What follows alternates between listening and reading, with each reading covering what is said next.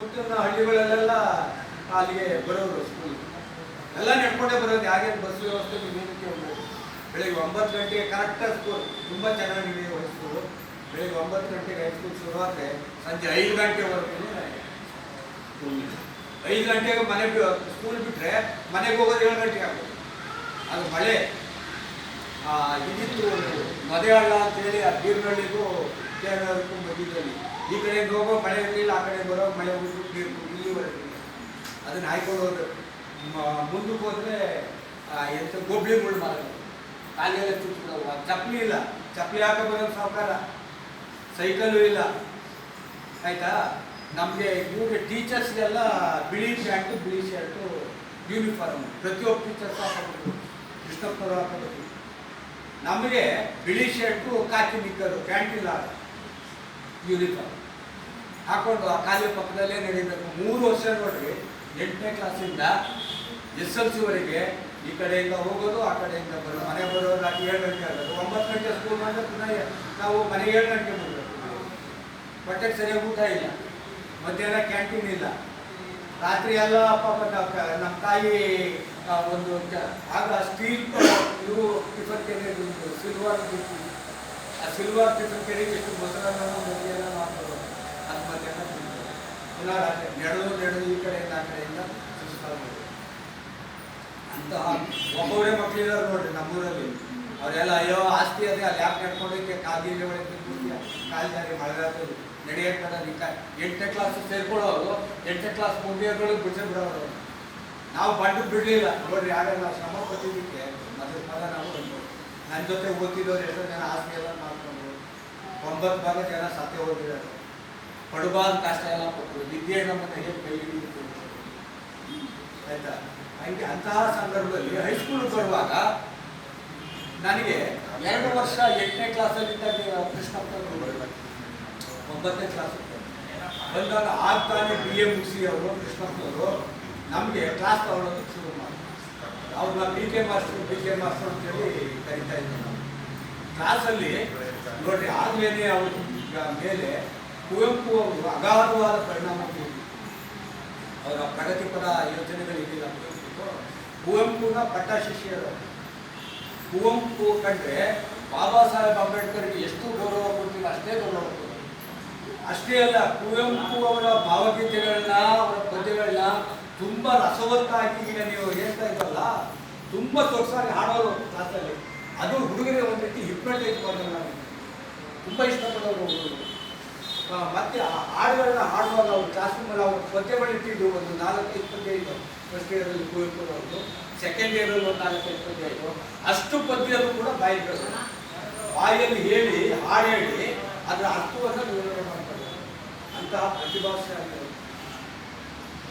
ಮತ್ತೆ ಅದು ಮಾಡುವಾಗ ಏನಾಯಿತು, ನನಗೆ ತುಂಬ ಹತ್ತಿರ ಆದರು. ನಾನೇನು ಮಾಡಿದೆ, ಕ್ಲಾಸ್ ಮುಗಿದ್ಮೇಲೆ ಪ್ರತಿ ದಿವಸ ಅವ್ರು ಒಂದ್ಸರಿ ಸ್ಟಾಫ್ ರೂಮ್ ಕೂತು. ತುಂಬ ದೊಡ್ಡ ಸ್ಟಾಫ್ ರೂಮ್ ಇತ್ತು ಹೈಸ್ಕೂಲ್. ಈಗಲೀಗ ನೋಡಿ ಆ ಸ್ಟಾಫ್ ರೂಮಲ್ಲಿ ಕೂತಿರೋರು. ಸರ್ ಗೊತ್ತಿಲ್ಲ ಸರ್ ಕೊಟ್ಟಿದ್ದೀವಿ ಎಲ್ಲ ಯಾರು ಬರೋದಿಲ್ಲ, ನೀನು ಒಬ್ಬನೇ ಬಂದು ಹೇಳ್ಬಿಟ್ಟೈತಿ ಅರೋ ದಿವಸ. ಆಮೇಲೆ ಹಾಗೆ ಬಂದ ತಕ್ಷಣ ಹೋಗೋರು ಮಾತಾಡ್ತಾರೆ. ಅದೇನೋ ನನ್ನ ಅಂತ ಯಾವ ಬಂದನೋ ಈಗ ಏನೋ ಗೊತ್ತಾಗ್ತಿರ್ಲಿಲ್ಲ. ಬಂದವರು ಒಂದ್ಸರಿ ಹೋಗಿ ಅವ್ರ ಸ್ಟಾಫ್ ರೂಮಲ್ಲಿ ನಮಸ್ಕಾರ ಹೋಗ್ಬಿಟ್ಟು ಎಲ್ಲ ಅವ್ರನ್ನ ಬ್ರೇಕ್ ಸರ್ವಿಸ್ ಆಗ್ತದೆ. ಇವ್ರು ಯಾವಾಗ ಶಿಕ್ಷಣ ಬಡಿಕೊಂಡಿದ್ರಿ, ನಾವು ಅಷ್ಟು ವರ್ಷ ಬಂದಿದ್ದೀವಿ, ಬಾಕಿ ಆಗ್ತದೆ ಬಂದು ನಿಮ್ಮನ್ನು ಮಾತಾಡ್ಕೊಂಡು ಅವ್ರಿಗೂ ತುಂಬ ಇಷ್ಟ ಆಯ್ತು. ನೋಡ್ರಿ, ಅವರು ಬಸವೇಶ್ವರ ಬ್ಲಾಕಲ್ಲಿ ಒಂದು ಮನೆ ಮಾಡ್ತಿದ್ವಿ. ನೋಡ್ರಿ ಅಕ್ಕಮನೆ ದೇವಸ್ಥಾನ ಇದೆಯಲ್ಲ, ಅದ್ರ ಪಕ್ಕದಲ್ಲಿ ನಮ್ಗೆ ಚೆನ್ನಾಗಿ ಬಂದರು ಒಂದು ಮನೆ. ಅವರು ಅವ್ರ ಜೊತೆ ಇನ್ನೊಬ್ರು ಇದ್ರು, ಯಾರು ಅಂತ ನಮ್ಗೆ ಎದುರು ಮಾಡ್ತಿದ್ವಿ. ಆಮೇಲೆ ಆ ಮನೆಗೆಲ್ಲ ಹೋಗಿ ಶುರು ಮಾಡಿಬಿಟ್ಟೆ ನಾನು. ಇವಾಗ ನೀವು ಸ್ಕೂಲ್ ಹೋಗೋದು ಬಿಟ್ಬಿಟ್ರೆ ಊರಿಗೆ ಹೋಗ್ಬೇಕು, ಬರೋದು ಇಲ್ಲೇ ಯಾಕೆ ಬರ್ತೀಯಾ, ಹೋಗೋ ಊರಿಗೆ ಅನ್ನೋದು. ಆಮೇಲೆ ಹಾಗೆ ಮಾತಾಡಿಸ್ತಾ ಹಾಲು ತರಬೇಕಾದ್ರೆ ಏನು ಅನ್ನೋದು, ಹಾಲಿಲ್ಲ ಅಂತ. ಆಮೇಲೆ ಸರ್ ನಾನು ತಂದ್ಕೊಡ್ಲಾ ಅಂದೆ. ನೀನು ಹೆಂಗೆ ತರ್ತೀಯೋ ದಿವಸ ಸ್ಕೂಲ್ ಬರೋದೇ ಅಂತಂದರೆ ಬೆಳಿಗ್ಗೆ ಬಂದು ರಾತ್ರಿ ಹೋಗೋದು, ಅದೆಲ್ಲ ನಿಮ್ಮ ತಲೆ ಕೆಡಿಸ್ಕೊಂಡು ಹೋಗ್ಬೋದು. ನಾನು ಹೋದೆ ಊರಿಗೆ. ನಮ್ಮ ತಾಯಿಗೆ ಹೇಳಿ, ನಮ್ಮ ಆಗ ಹಸುಗಳಿಲ್ಲ, ಎಮ್ಮೆಗಳು ಜಾಸ್ತಿ. ಹಸುಗಳೇ ಇದ್ದೇ ಇರಲಿಲ್ಲ ಆಗ ಯಾರ ಮನೆಯಲ್ಲಿ. ಹಾಗೆ ನಮ್ಮ ಮನೆಯಲ್ಲಿ ಒಂದು 4-5 ಎಮ್ಮೆಗಳು ತರಲಿಲ್ಲ, ಬೇಕಾದಷ್ಟು ಹಾಲು ತರಲಿಲ್ಲ. ಹಾಗೆ ಈ ಡೈರಿ ಏನೂ ಇರಲಿಲ್ಲ. ಎಲ್ಲ ಬೆಣ್ಣೆ ಮಾಡೋದು ಮಜ್ಜಿಗೆ ಮೊಸರು ಸಾಕಷ್ಟು ಇರೋದು. ನಮ್ಮ ತಾಯಿಗೆ ಹೇಳೋದು, ಅವ್ವ ನಮ್ಮ ಮಾತು ಹಾಲು ತೊಂದರೆ ಕೊಡ್ತಿದ್ದೋ ಮನೆಗೆ ಹೋಗಿ ಅತ್ತೆ ನಮ್ಮ ಮನೇಲಿ ಬೇಕಾದಷ್ಟು ಹಾಲದೇ ಕೊಡ್ತೀನಿ ಅಂತ ಹೋಗೋದು. ಹೆಂಗೆ ತರೋದು? ಇಷ್ಟು ಉದ್ದ ದೊಡ್ಡದೊಂದು ರೈಸ್ ಚೊಂಬು ಹಳೆಬರು ಗೊತ್ತು, ಈಗಿನ ಮಕ್ಕಳಿಗೆ ಅವೆಲ್ಲ ಪರಿಚಯ ಇಲ್ಲ. ರೈಸ್ ಚೊಂಬು ಅಂತ ಇರ್ತಿದ್ದೋ, ಇಷ್ಟು ಉದ್ದ ಇತ್ತು, ಅದು ಒಂದು 2 ಲೀಟ್ರ್ ಹಾಲು ಹಿಡಿಯೋದು. ಇಷ್ಟು ದೊಡ್ಡ ರೈಸ್ ಚೊಂಬು. ಈಗ ನಾನು ಕೆಲಸ ಮಾಡೋಣ, ಇದು ಸ್ಕೂಲ್ ಹೋಯ್ತೀಯಲ್ಲ, ಒಂದು ಸ್ಕೂಲ್ಗೆ ಹತ್ತಿರ ಅದು ಬಸವೇಶ್ವರ ಹತ್ರ ಅವ್ರ ಮನೆ ಮಾಡಿದ್ದು. ಅವ್ರ ಮನೆ ಬಿಟ್ಟರೆ ಫೀಲ್ಡ್ ಬಿಟ್ಟರೆ ಸ್ಕೂಲ್. ಅವಾಗ ನಮ್ಮ ತಾಯಿ ಏನು ಮಾಡಿದ್ರು, ಕೊಡ್ತೀನಿ ತಗೊಂಡೋಗಿ ಕೊಡು ಅಂತ. ಆಮೇಲೆ ಬೆಳಿಗ್ಗೆನೇ ನಾನು ಸ್ಕೂಲ್ಗೆ 7 ಗಂಟೆಗೆ ಬರ್ತಿದ್ದವನು, 7 ಗಂಟೆಗೆ ಅವ್ರ ಮನೆಯಲ್ಲೇ ಇದ್ದು, ಇದ್ಯಾಕೆ ಇಷ್ಟು ಬೇಗ ಬಂದಿದ್ದೀಯಾ ಅಂದರು. ನಾನು ಹೇಳಿದೆ ಹಾಲು ತಂದಿದ್ದೀವಿ ಸರ್.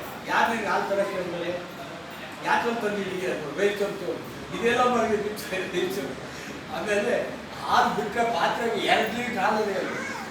ನಾವು ಇರೋರಿಗೂ ಇದ್ಯಾಕೋ ಇಷ್ಟು ಹಾಲು ತಂದಿದ್ದೀಯಾ ಅದು, ಮೊಸರು ದಿವಸ ಮಾಡ್ಕೊಳ್ಳಿ ಸರ್ ನೀವು, ಹಾಲು ಕುಡಿಲಿ ಸರ್ ನೀವು ಅಂತ. ಆಮೇಲೆ ಪ್ರತಿ ದಿವಸ ಹಾಲು ತಗೊಂಡೋಗೋದು, ಅವ್ರ ಮನೆ ಮಾಡ್ಬೋದು. ಸ್ಕೂಲ್ ಮುಗಿದ್ಮೇಲೆ ಆ ಪಾತ್ರೆ ತಗೊಂಡೋಗಿ ಸ್ಕೂಲಿಗೆ ತೊಗೊಂಡೋಗಿಲ್ವಲ್ಲ ಪಾತ್ರೆ. ಒಂದು ದಿವಸ ಲೇಟ್ ಆಗ್ಬಿಟ್ಟು ಸ್ಕೂಲ್ಗೆ ತೊಗೊಂಡೋಗೋದು ಹೇಳ್ಕೊಂಡು ಹಾಲೊಂದು ಪಾತ್ರೆ. ಬೇರೆ ಮೆಸ್ಗಳು ಇದೇನೋ ತಂದಿದೆಯಾ ನೀನು, ಊಟ ತಂದಿದೆಯಾ ಇದರಲ್ಲಿ ಅಂತ. ಇಲ್ಲ ಮಾಸ್ಟರ್ಗೆ ಹಾಲು ತಂದು ಪರವಾಗಿಲ್ಲ ನೀನು ಅವ್ರು ಹಾಲು ತಂದು ಕೊಡ್ತೀವಿ, ನಮಗೂ ತಂದು ಕೊಡು ಅಂತ. ನಾನು ನಿಮಗೆಲ್ಲ ತರೋದಿಲ್ಲ, ಅವ್ರಿಗೆ ಕೊಡೋದು. ಅವರೆಲ್ಲ ನಗ್ತಾ ಇದ್ರು. ಒಳ್ಳೆ ಸುಶಿ ನಿರ್ದಿರ್ತಾರೆ ಕೃಷ್ಣಪ್ಪನವರೇ ಅಂತ. ಕೃಷ್ಣಪ್ಪನವ್ರು ಕೊಂಡ್ರೆ ಎಲ್ರಿಗೂ ಗೌರವ ಇರೋದು ಟೀಚರ್ಸ್. ಅಷ್ಟು ಅವ್ರ ನಡೆ ಗುಡಿ ರೀತಿ ಮಾತಾಡ್ತಿದ್ರು. ಬೇರೆ ಟೀಚರ್ಸ್ ನಾನು ಒಬ್ಸರ್ವ್ ಮಾಡಿದ್ರೆ ಚಪ್ಪಿ ಹಾಕೊಂಡ್ಬರೋದು, ಅಲ್ಲ ಚಪ್ಪಿ ಹಾಕೊಂಡ್ಬರೋದ್ರೆ ದೊಡ್ಡದು. ಇವರು ಊಟಿಂದ ಬರ್ತಿರ್ಲಿಲ್ಲ. ಹಾಗೆ ಏನಾಗುತ್ತೆ, ಅವ್ರ ಮನೆಗೆ ದಿವಸ ಭಾನುವಾರ ಬಿಟ್ಟರೆ ಪ್ರತಿ ದಿವಸ ಅವ್ರ ಮನೆಗೆ ಹಾಲು ತಗೊಂಡು ಬರೋದು. ಆಮೇಲೆ ಅವ್ರಿಗೆ ಇನ್ನೊಂದು ವಿಶೇಷ ಏನು ಅಂತ ಹೇಳಿದ್ರೆ, ಈ ವೀರಶೆಟ್ಟಿ ಇರ್ತಾರೆ, ಅವರ ತಮ್ಮ ಸಿದ್ದೂರು ಶೆಟ್ಟಿ ಅಂತ ಕೇರಳಗಳು LIC ಏಜೆಂಟ್ ಆಗಿದ್ರು. ಅವರು ಒಂದು ಬಡ ಮಕ್ಕಳಿಗೆ ಹಾಸ್ಪಿಟಲ್, ಈಗ ಸಿನಿಮಾ ಥಿಯೇಟ್ರ್ ಇದೆಯಲ್ಲ ಗೌರಿಶಂಕರ ಸಿನಿಮಾ ಥಿಯೇಟರ್, ಅದ್ರ ಪಕ್ಕದಲ್ಲಿ ಒಂದು ಮನೆಯಲ್ಲಿ ಒಂದು 25-30 ಹುಡುಗರಿಗೆ ಊಟ ಹಾಕಿ ಬಂದ ಆಗಿನ ಕಾಲ. ನಾನು ಹೇಳ್ತಾ ಇರೋದು 64-65. ಅವಾಗ ಆ ಹಾಸ್ಟೆಲ್ ಮ್ಯಾನೇಜ್ಮೆಂಟ್ ನೋಡ್ಕೊಳ್ಳೋಕ್ಕೆ ಇವ್ರನ್ನ ನಮ್ಮ ಕೃಷ್ಣಪ್ಪ ನೆನೆಸಿದ್ರು. ನೀವು ಬನ್ನಿ ಹೋಗ್ತೀರ ಬಡ ಮಕ್ಕಳಿಗೆ ಅನುಕೂಲ ಆಗುತ್ತೆ ಅಂತ ಹೇಳಿ. ಇವರು ಅಲ್ಲೇನು ವಾಸ ಇರಲಿಲ್ಲ, ಹೋಗೋರು ನೋಡ್ಕೊಳ್ಳೋರು, ಅಲ್ಲಿ ಊಟನೂ ಮಾಡ್ತಿರ್ಲಿಲ್ಲ, ಅವ್ರು ಮನೆಯೇ ಮಾಡ್ಕೊತಿರ್ತಾರೆ, ಮನೆ ಮಾಡಿದ್ರು. ಅವಾಗ ಅಲ್ಲಿ ಬಸವೇಶ್ವರ ಅಂತೇಳಿ ಒಂದು ನಾಟಕ ಬಂತು. ನಾಟಕದಲ್ಲಿ ಇವರು ಬಿಜ್ಜಳ ಪಾತ್ರ ಮಾಡಿದ್ರು. ಸ್ಕೂಲಲ್ಲಿ ಎಲ್ಲರೂ ನಾಟಕ ತಂದಿದ್ರು, ಎಲ್ಲ ಬಂದ ಸಂಜೆ ಶನಿವಾರ ಸಂಜೆ ನಾಟಕ ಇತ್ತು. ಮಾತ್ರ ರಜೆ ಇರುತ್ತಲ್ಲ, ಎಷ್ಟೊಳಗೆ ಅನುಕೂಲ ಆಗುತ್ತೆ ಅಂತೇಳಿ ಬಿಜ್ಜಳು ಪಾತ್ರ ಮಾಡಿದ್ರು. ನಾನು ಹೋಗಿ ಮುಂದೆನೇ ಕೂತಿದ್ದೆ, ಬರ್ತಿದ್ರು ನಾನು ಹೋಗಿದ್ದು. ಎಷ್ಟು ಚೆನ್ನಾಗಿ ಆ ಪಾತ್ರ ಅಭಿನಯ ಮಾಡೋದು ಅಂತಂದರೆ ಬಿಜ್ಜಳನ್ನೇ ಎದ್ದು ಬಂದಿರೋದೇನೋ ಅನ್ನೋ ಹಾಗೆ ಅದು ತುಂಬ ಚೆನ್ನಾಗಿ ನಾಟಕ. ಬಸವೇಶ್ವರದ್ದು ಬಿಜ್ಜಳ, ಬಸವೇಶ್ವರ ಪ್ರಶ್ನೆ, ಜಾತಿ ವ್ಯವಸ್ಥೆ, ಆದರ್ಶ ಅದೆಲ್ಲ ಬರ್ತದೆ ಅದರಲ್ಲಿ. ಆ ನಾಟಕದಲ್ಲಿ ಪಾತ್ರ ಮಾಡೋದು ಏನಾದ್ರು. ಆಮೇಲೆ ಭಾನುವಾರ ಬರಲಿಲ್ಲ, ಸೋಮವಾರ.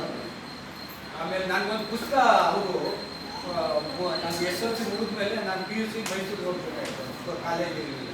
ಒಂದು ಪುಸ್ತಕ ಕೊಟ್ಟು ಯಾವಾಗಲೂ ನೀವು ಇಡಬೇಕು, B Krishnappa final year BA ಅಂತ ಬರೆದು ಸ್ವಂತ ಅಕ್ಷರದಲ್ಲಿ ಕೆಳಗಡೆ ಸಹಿ ಮಾಡಿ ನಾನು ಪುಸ್ತಕ ನೀವು ಇಟ್ಕೊಳ್ಳಿ, ನೀವು ಇದು ಅಂತ ಹೇಳಿ. ಅದು ಕುವೆಂಪು ಅವರ ಘಟನೆಗೆ ಸಂಬಂಧಪಟ್ಟಂಥ ಪುಸ್ತಕ. ಅಷ್ಟು ಚೆನ್ನಾಗಿತ್ತು. ಒಂದು 3-4 ಇವತ್ತು ಅದು ಯಾವಾಗಲೂ ನಾನು ಇಟ್ಕೊಂಡಿರ್ತಿದ್ದೆ. ಆ ಮನೆ ಚೇಂಜ್ ಮಾಡೋದು ಏನೋ ಆ ಪುಸ್ತಕ ನಾನು ಈಗಲೂ ಹುಡುಕ್ತಾ ಇದ್ದೀನಿ, ಸಿಗ್ತಾ ಇದೆ ಆಯಿತಾ. ಹೀಗೆ ನನ್ನ ಅವರ ಬಾಂಧವ್ಯ ಇದೆಯಲ್ಲ. ಆಮೇಲೆ ಸ್ಕೂಲೆಲ್ಲ ಮುಗಿದ್ಮೇಲೆ ನಾನು ಮೈಸೂರಿಗೆ ಹೋಗ್ತಾರೆ. ಇವರು KNR ಬಿಟ್ಟರು ಅಂತೇಳಿ ಗೊತ್ತಾಯಿತು. KNR ಬಿಟ್ಟಾದ್ಮೇಲೆ ಅವ್ರು ಎಲ್ಲಿ ಹೋದ್ರು ಏನಾದರೂ ಹೋದ್ರು ನನಗೆ ಗೊತ್ತಾಯಿತು. ಆಮೇಲೆ ಅವರು DSS ಸಂಸ್ಥಾಪನೆ ಮಾಡಿದ್ರು ಅಂತೇಳಿ ನನಗೆ ಮೈಸೂರಲ್ಲಿ ಇರುವಾಗ ಗೊತ್ತಾಯಿತು. ನಾನು ಎಣ್ಣೆ ಮಾಡಿ ಇದು ಮಾಡಬಾರ್ದು ಆಯಿತಾ. ಇಲ್ಲಿ ಬಹುಶಃ ಅವರಿಗೆ ವಿಶ್ವಜ್ಞಾನಿ ಡಾಕ್ಟರ್ ಬಾಬಾ ಸಾಹೇಬ್ ಅಂಬೇಡ್ಕರ್ ಅವರ ಬದುಕಿನ ರೀತಿ ನೀತಿಗಳು ಪರಿಣಾಮ ಬೀರಿರ್ತಕ್ಕಂಥದ್ದು. ಕುವೆಂಪು ಮತ್ತು ಬಸವಣ್ಣ, ಬುದ್ಧ ಇವರ ಬದುಕಿನ ರೀತಿ ನೀತಿಗಳು ಅವರ ಮನಸ್ಸಿನ ಮೇಲೆ ಬಹಳಷ್ಟು ಅವರು ಪಾಠ ಮಾಡುವಲ್ಲೂ ಅಷ್ಟೇ ಸಮಯ ಸಂದರ್ಭ ಸಮಾಜಕ್ಕೆ ತಿದ್ದುವ ಸಂದರ್ಭದಲ್ಲಿ ಆ ಲೇಖ ಪುಸ್ತಕಗಳಲ್ಲಿ ಅವರು ಒಂದು 2 ನಿಮಿಷ ಜಾಸ್ತಿ ಗಮನಿಸ್ತಿರ್ಲಿಲ್ಲ. ಯಾಕೆಂದರೆ ಕೋರ್ಸಲ್ಲಿ ಮುಗಿಸ್ಕೊತಾರೆ. ಅದಕ್ಕೆ ಸಂಬಂಧಪಟ್ಟಂತೆ ತುಂಬ ಮನವರಿಕೆ ಆಗೋ ರೀತಿ